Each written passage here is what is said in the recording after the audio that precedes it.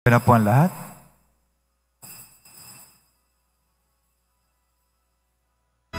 Anak tayong lahat, si Jesu Kristo'y nabuhay, nanaig sa kamatayan.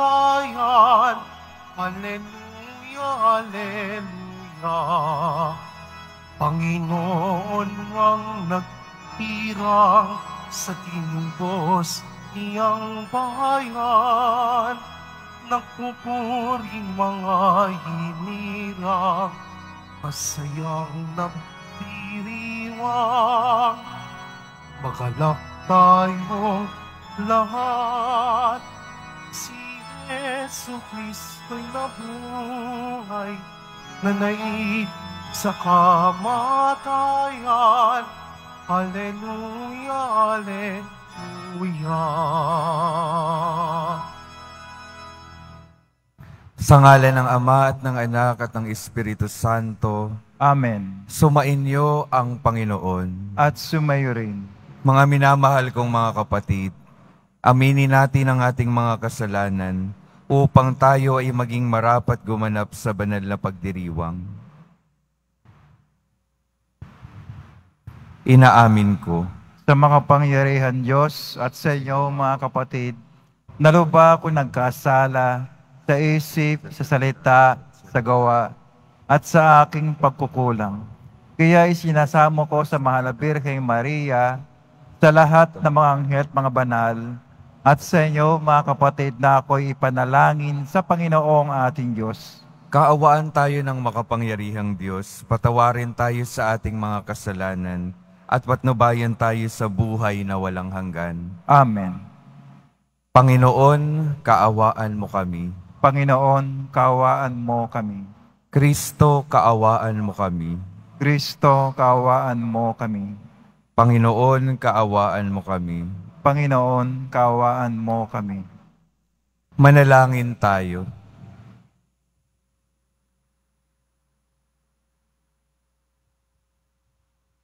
Ama naming makapangyarihan, ginawa mong maging iyong katuwang ang sambayanan mo sa pagganap sa kaligtasan. Ipagkaloob mong lagi naming ikagalak ang muling pagkabuhay ng giliw mong anak na namamagitan kasama ng Espiritu Santo magpasawalang hanggan. Amen. Magsipo muna lahat.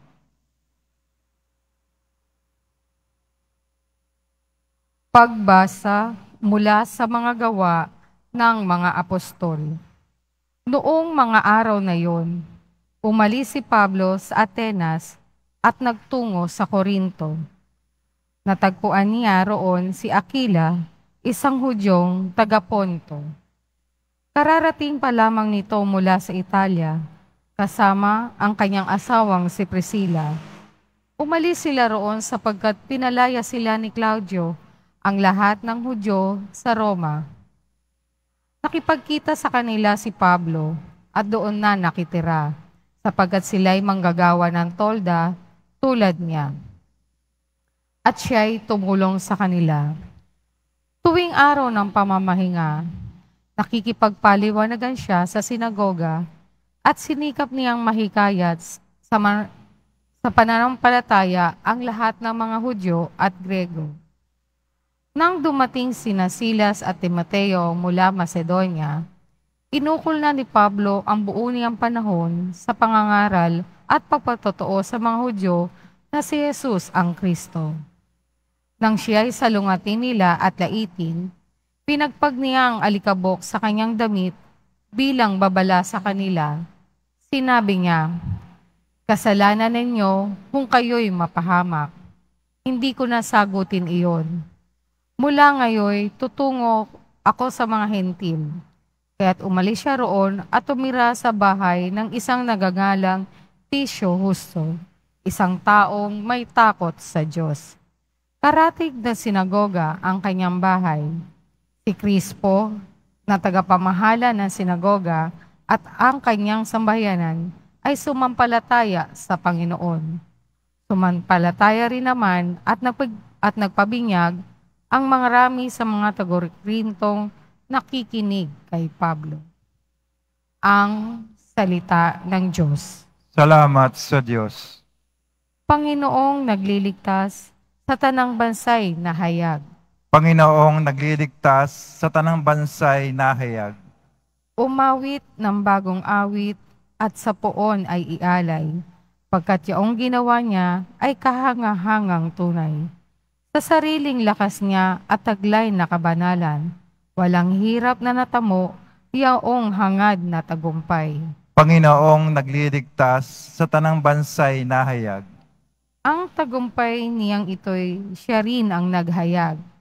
Sa harap ng mga bansay, nahayag ang pagliligtas. Ang pangako sa Israel, lubos niyang tinutupad. Panginoong nagliligtas sa tanang bansay na hayag. Tapat siya sa kanila at ang pag-ibig ay wagas. Ang tagumpay ng ating Diyos, kahit saan ay namalas, magkaingay na may galak, yaong lahat sa daigdig. Ang puon ay buong galak na purihin sa pag-awit. Panginoong nagliligtas sa tanang bansay na hayag. Tumayo na po ang lahat.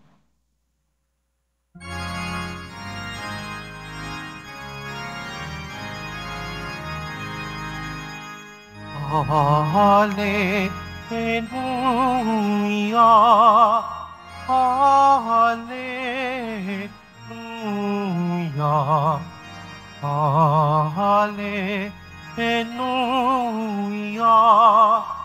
Hallelujah.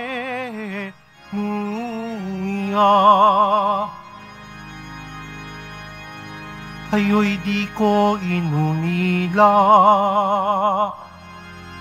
babalik ako talaga, magdudulot ng ligaya. Hallelujah, Hallelujah, Hallelujah, Hallelujah.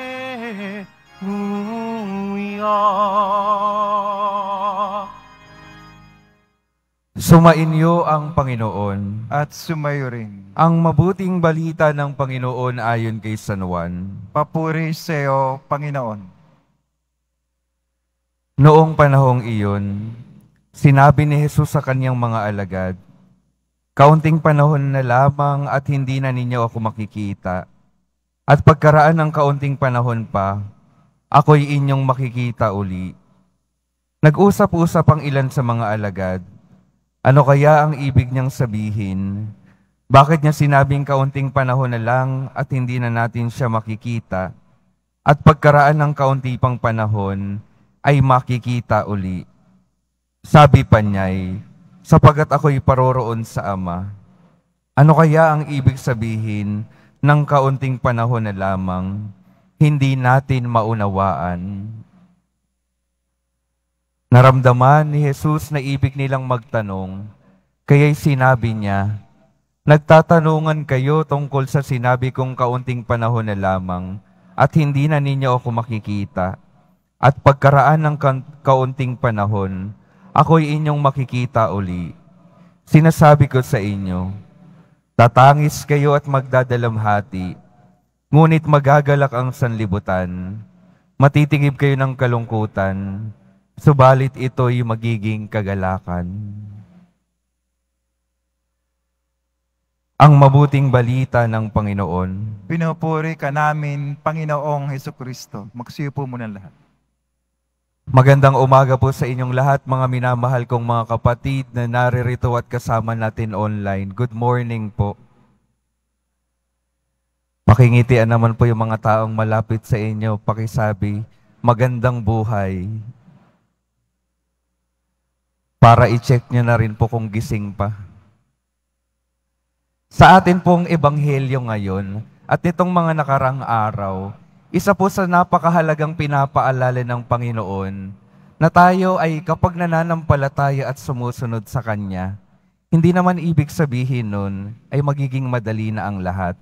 Sa katotohanan, tinutulungan ng Panginoon na ihanda yung Kanyang mga alagad sa mga daranasin nilang kalungkutan, hinagpis at paghihirap habang sila ay patuloy na sumusunod sa Kanya. Pero anong sinasabi ng Panginoon, lalo na sa ating ebanghelyo? Na kapag ang mga alagad ay nanatiling tapat, oo, makakaranas ng kalungkutan at paghihirap, pero ang mga kalungkutan at paghihirap ay hindi magtatapos doon. Ang taong tapat sa ating Panginoon, ang buhay palagi magtatapos sa kagalakan. Dahil ang mga taong tapat sa Diyos, mananatili sa Diyos at hindi pababayaan ng Diyos, lalo na sa pinakamahihirap at dulo ng kanilang mga buhay. Kaya doon kumukuha ng pag-asa ang mga alagad.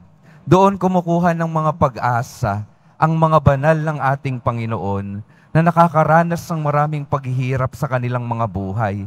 At ito rin po yung imbitasyon sa atin na tayo ay kumapit sa ating pananampalataya, sa ating Panginoon, sa kabila ng mga paghihirap.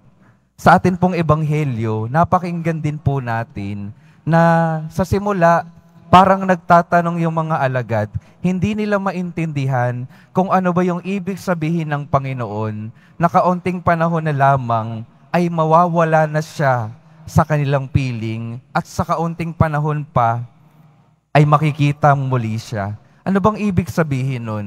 Yun yung tumatakbo sa mga isipan ng mga alagad at alam ito ng Panginoon.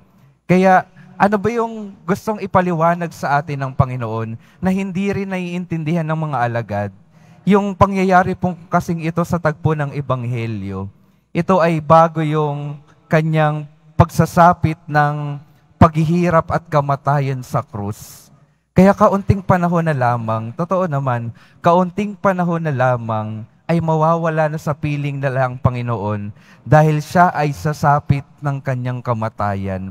Pero sa kaunting panahon pa, siya ay makikitang muli dahil siya ay mabubuhay na muli para mas samahan pa ang mga alagad, ang bawat isa sa atin, sa ating mga buhay.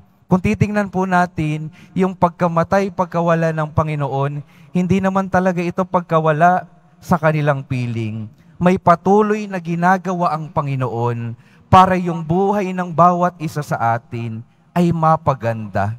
Patuloy siyang may ginagawa para tayo ay magkaroon ng mas magandang buhay, ang buhay na walang hanggan. Gusto kong dalhin yung ating pagninilay sa isang paghahalintulad.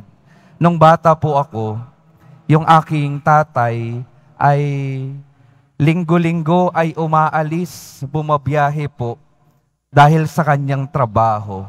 Kapag siya ay nawawala, syempre kaming mga anak niya ay namimiss namin siya. Pero yung kanyang pagkawala, anong ginagawa niya? Siya ay naghahanap buhay para bigyan kami ng mas magandang buhay. May dahilan yung paglisan para sa ikabubuti ng buhay namin. At kapag balik niya, sa panahon na siya ay bumabalik, ay maligayang maligaya kami. Dahil nakikitang muli namin siya. Sa panahon na siya ay wala, na para bang wala sa aming piling, may ginagawa pa rin siya para sa amin. At kapag kasama na namin siya, sa kanyang mahabang panahon na pagkawala, ay maligaya kami dahil alam namin na yung kanyang ginagawa ay para sa amin din. At sa ating Panginoon, ganon din po yung paghahalintulad ng kanyang pagkawala. Mayroon siyang patuloy na ginagawa kahit na para sa atin kung minsan ay hindi natin siya kasama sa ating tabi.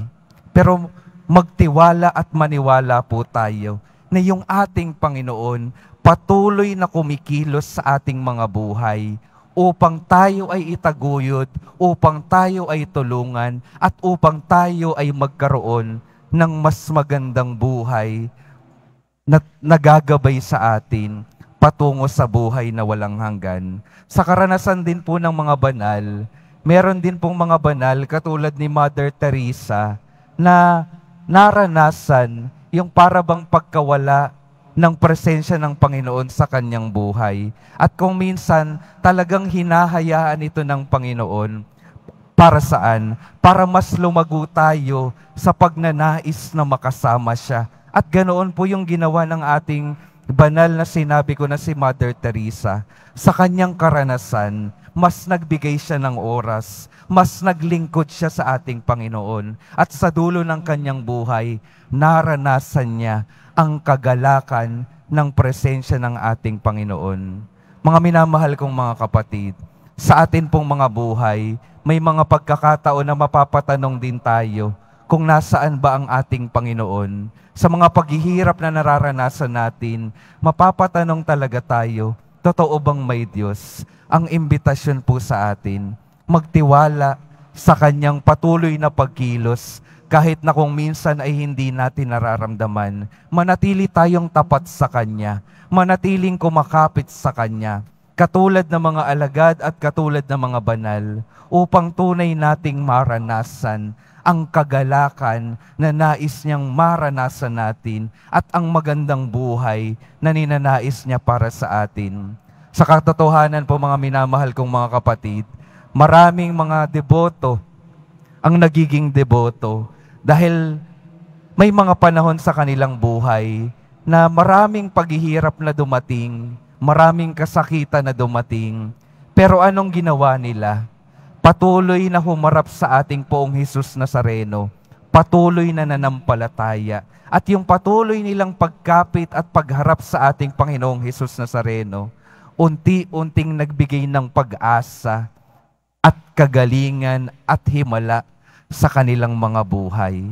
At ito nawa yung mga halimbawa na patuloy nating kapitan, patuloy nawang magbigay ng inspirasyon sa atin upang patuloy na magtiwala at manampalataya sa ating Panginoong Hesus Nazareno.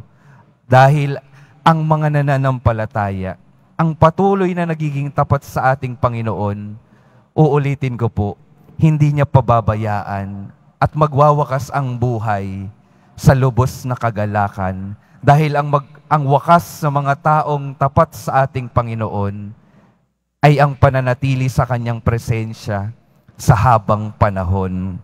Amen. Tumayo na po ang lahat.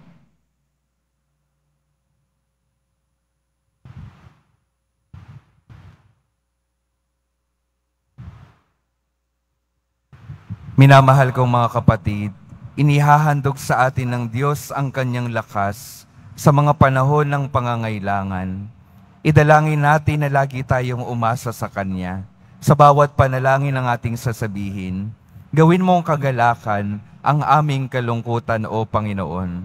Gawin mong kagalakan ang aming kalungkutan, O Panginoon.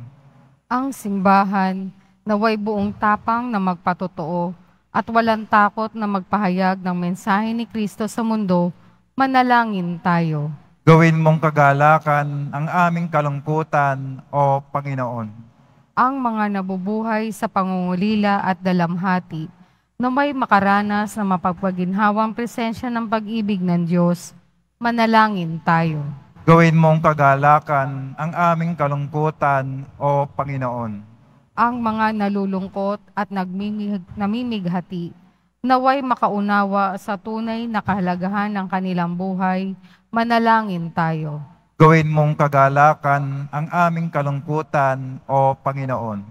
Sa kanilang kahinaan, naway matuklasan ng mga may sakit at may kapansanan, ang lakas ni Kristong muling nabuhay, manalangin tayo. Gawin mong kagalakan ang aming kalungkutan, O Panginoon. Ang mga yumao ng tapat sa Panginoon, naway makatagpo ang manunubos na nagpakasakit para sa kanila, manalangin tayo. Gawin mong kagalakan ang aming kalungkutan, O Panginoon.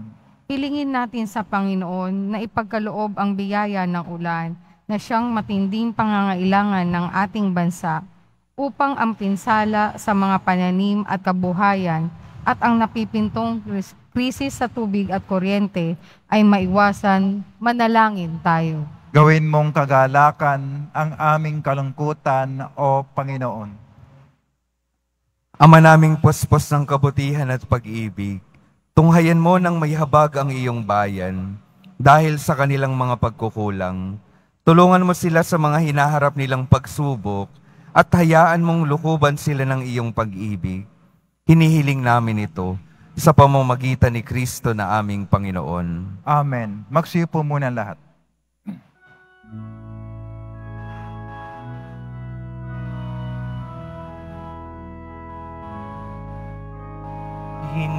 Pinupuri kita, Poon, sapagkat ako'y iniligtas. Mga kaaway hindi makuwang matuwa mula sa libingan. Tanggapin mo, O Panginoon, ang alay ng bayang nagdiriwang.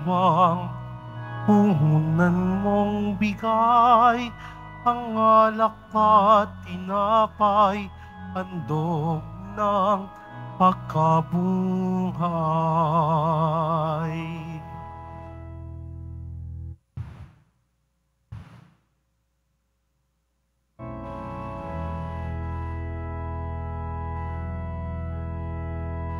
Tumayo na po ang lahat.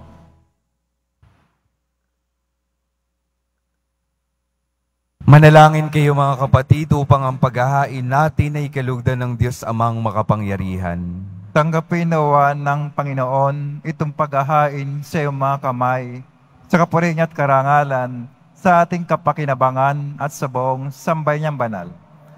Ama naming lumikha, pakitin mo sa iyong piling sa kalangitan ang aming mga panalangin kalakip ng haing mga alay, upang ang mga pinapagindapat mong gawing dalisay ay maging marapat na makasalo sa piging ng iyong pagmamahal. Sa pamamagitan ni Hesukristo, kasama ng Espiritu Santo, magpasawalang hanggan. Amen. Sumainyo ang Panginoon. At sumayo rin. Itaas sa Diyos ang inyong puso at diwa. Itinaas na namin sa Panginoon. Pasalamatan natin ang Panginoong ating Diyos. Marapat na siya ay pasalamatan. Ama naming makapangyarihan, tunay ngang marapat na ikaw ay aming pasalamatan. Ngayong ipinagdiriwang ang paghahain ng Mesiyas, ang maamong tupa na tubumbos sa aming lahat. Ang katawan ng anak mong sa krus na bayubay ay handog ng pag-ibig na walang kapantay. Ito ang paghahaing ganap mong kinalugdan. Ito ang nilunggati ng dating pag-aalay. Ang buong sarili ng anak mong si Jesus ay inihain sa iyo upang kami matubos. Siya ang dambana at paring naghahandog. Siya pa rin ang tupang handog na ibinukod. Kaya kaisa ng mga anghel na nagsisiawit ng papuri sa iyo, nang walang humpay sa kalangitan, kami nagbubunyi sa iyong kadakilaan. Santo, Santo, Santo, Panginoon Diyos ng mga hukbo, napupuno ang langit at lupa ng kadakilaan mo, hosana sa kaitaasan. Pinagpala na paririto sa ngalan ng Panginoon, hosana sa kaitaasan. Magsilod po ang lahat. Ama naming banal, ikaw ang bukal ng tanang kabanalan, kaya't sa pamamagitan ng iyong Espiritu, gawin mong banal ang kaloob na ito, upang para sa amin maging katawan at dugo ng aming Panginoong Hesukristo. Bago niya pinagtiis ang kusang loob na maging handog, hinawakan niya ang tinapay, pinasalamatan kaniya, pinaghati-hati niya iyon, iniabot sa kanyang mga alagad at sinabi, "Tanggapin ninyong lahat ito at kanin. Ito ang aking katawan na ihahandog para sa inyo."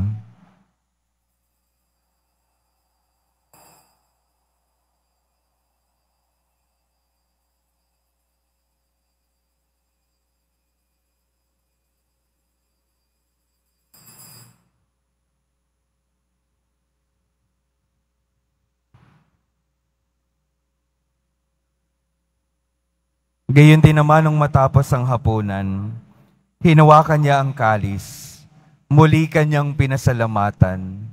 Iniabot niya ang kalis sa kanyang mga alagad at sinabi,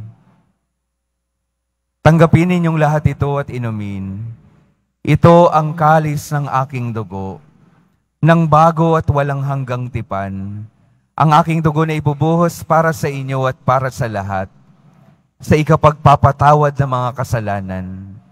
Gawin ninyo ito sa pag-alala sa akin."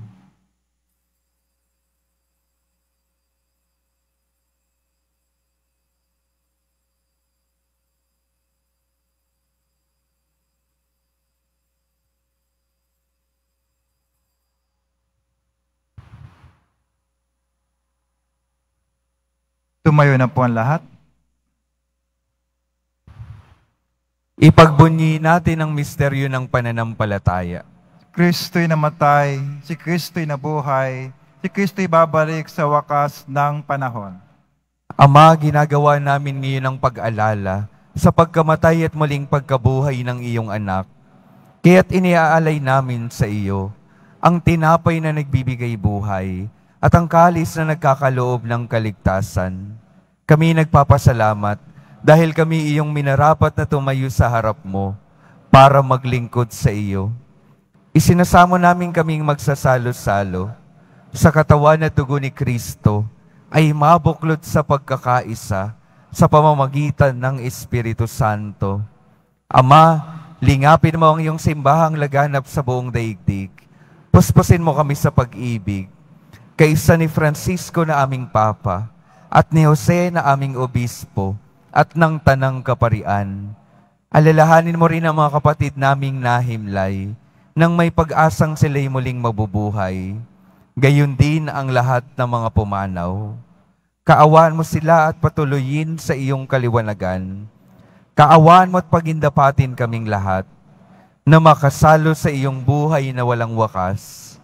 Kaisa ng mahal na Birheng Maria na Ina ng Diyos, ng kabiyak ng puso niyang si San Jose, kaisa ng mga apostol, ni San Juan Bautista at ng lahat ng mga banal, na namuhay dito sa daigdig ng kalugod-lugod sa iyo.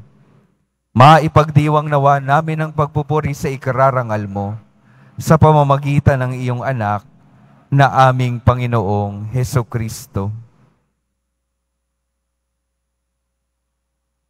Sa pamamagitan ni Kristo, kasama niya at sa Kanya, ang lahat ng parangal at papuri ay sa iyo, Diyos Amang makapangyarihan, kasama ng Espiritu Santo, magpasawalang hanggan. Amen. Sa tagubili ng mga nakagagaling na utos at sa turo ni Jesus, na Panginoon natin at Diyos, ipahayag natin ng lakas loob. Ama namin, Tumasa langit ka, sambahin ang ngalan mo. Mapasa amin ang kaharian mo, sundin ang loob mo dito sa lupa para nang sa langit. Bigyan mo kami ngayon ng aming kakanin sa araw-araw at patawarin mo kami sa aming mga sala para ng pagkapatawad namin sa nagkakasala sa amin at huwag kami pahintulot sa tukso at yadya mo kami sa lahat ng masama.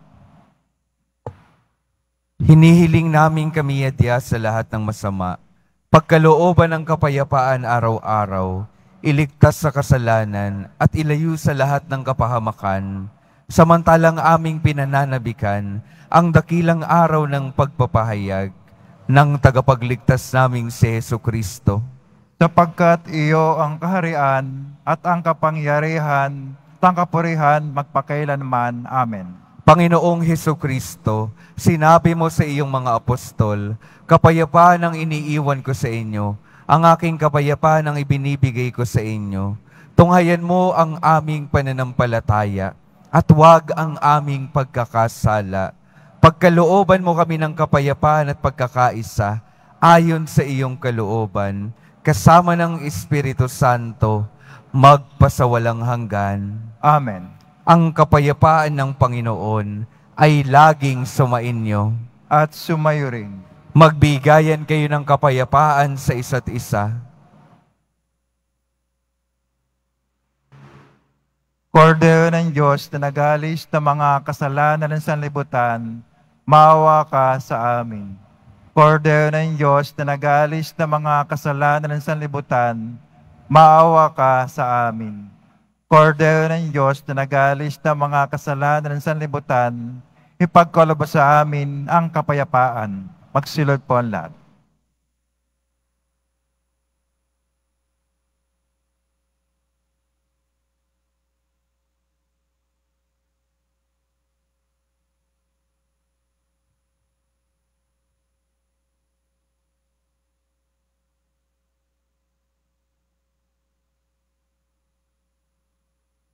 Ito ang kordero ng Diyos.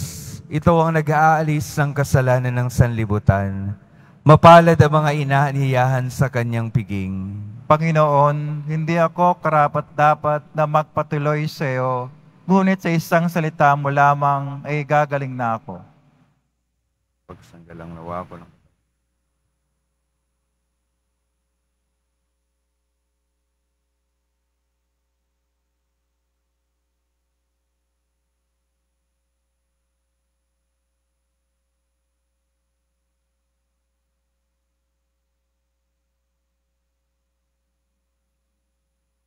Para sa lahat ng tatanggap ng banal na komunyon, sasagot po tayo ng amen pagkasabi ng pare o ng lay minister ng katawan ni Kristo at subo agad sa bibig bago umalis sa harapan ng pare o lay minister. Sumunod po tayo.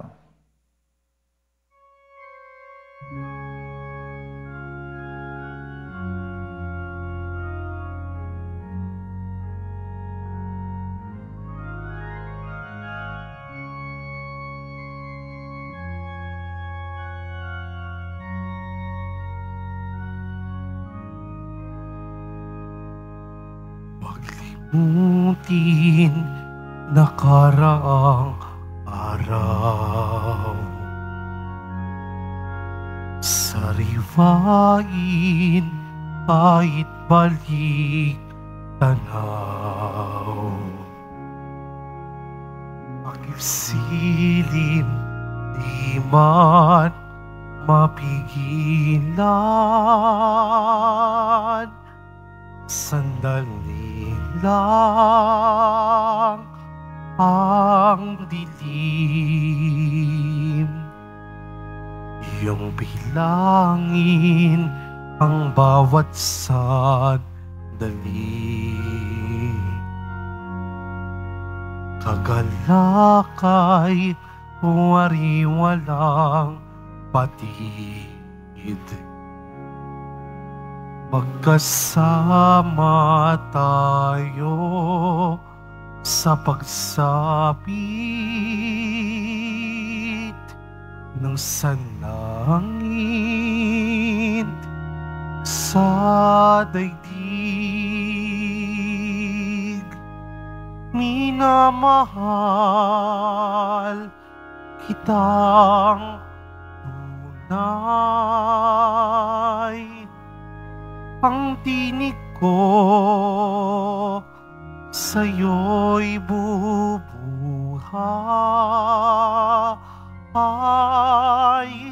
Sambitin mo ang aking himig at ako sa'yo'y aawit. Minamahal kitang tunay. Ang tinig ko sa'yo'y bubuhay. Sambitin mo ang aking himig at ako sa iyo'y aawit.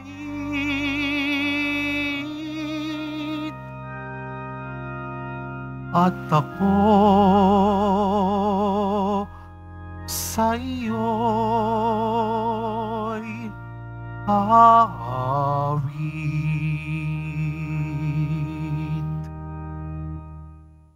Mabibili pa rin po ang ating opisyal na imahe ni Jesus Nazareno. Ang mga ito po ay mabibili lamang sa ating Parish Finance Office. Ang malilikom po na pondo ay gagamitin sa pagsasaayos ng ating Adoration Chapel at Baptistry. Pagkatapos ng misa, wiwisikan po ang lahat ng banal na tubig. Pinakikiusapan ng lahat na manatili lamang muna sa inyong mga lugar, tanging sa Quezon Boulevard o sa plaza sa naman lamang ang labasan ng lahat. Sumunod po tayo. Maraming salamat po sa inyong pagdalaw at pagsisimba sa Basilica Menor at Pambansang Dambana ni Jesus Nazareno. Tumayo na po ang lahat. Manalangin tayo. Ama naming mapagmahal, kaming pinapagsalo mo sa pagkabuhay ng iyong anak, ay papakinabangin mong lagi sa kanyang lakas, bilang bungang masagana ng dulot mong pagliligtas. Sa pamamagitan niya, kasama ng Espiritu Santo, magpasawalang hanggan. Amen. Mga minamahal kong mga kapatid, ang patuloy pong paalala sa atin, ang Diyos kailanman hindi magpapabaya at hindi tayo iiwanan. Patuloy siyang mananatili sa ating mga buhay upang maibigay sa atin ang pinakamagandang buhay na kanyang inihanda sa kalangitan. Ang paanyaya sa atin, kumapit ng buong pananampalataya at pagtitiwala sa Diyos na patuloy na kumakapit sa atin upang tunay tayong madala niya sa mas magandang buhay sa kalangitan. Sumainyo ang Panginoon. At sumayo rin. Mahal na poong Jesus Nazareno, inihayag mo sa pamamagitan ng krus ang walang maliw na pag-ibig ng Diyos sa sangkatauhan. Pakinggan mo ang kahilingan ng iyong angkan na nagsusumamo sa iyo. Makamtanawa nila ang iyong katugunan at tanggapin ang kasagutan na may utang na loob na tinatanaw. Basbasan din po ninyo ang mga daladala nilang mga imahen at dasalan. Sa pamamagitan ng bendisyon na ito, ay maalala nila ang mga pangako nila sa binyag, na ikaw ay kanilang iibigin at paglilingkuran bilang Panginoon, magpasawalang hanggan. Amen. At pagpalain kayo ng makapangyarihang Diyos, Ama, Anak at Espiritu Santo. Amen. Humayo kayong mapayapa, taglay ang pag-ibig ng poong Jesus Nazareno. Salamat sa Diyos.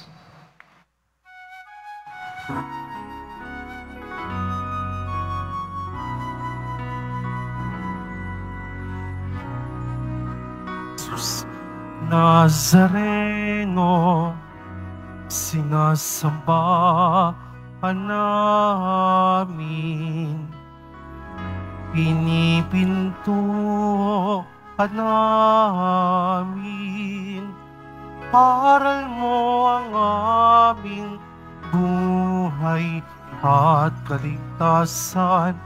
Nuestro Padre Jesus Nazareno, iligtas mo kami sa kasalanan. Ang krus mong pinamatayan ay sagisag ng aming kaligtasan. Nuestro Padre Jesus Nazareno, dinarangal na amin. Nuestro Padre Jesus Nazareno, inulwalhati namin.